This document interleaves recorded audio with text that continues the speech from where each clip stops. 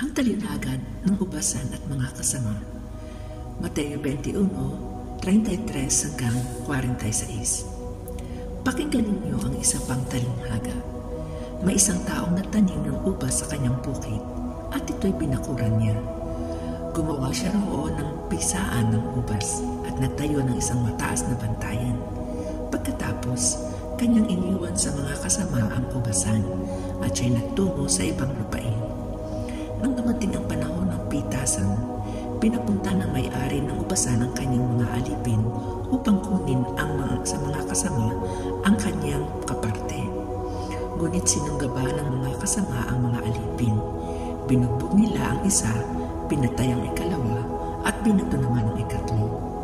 Pinapunta ulit ng may-ari ang mas maraming alipin, ngunit gayon din ang ginawa ng mga kasama sa mga ito. Sa kahuli-huli ay pinapunta niya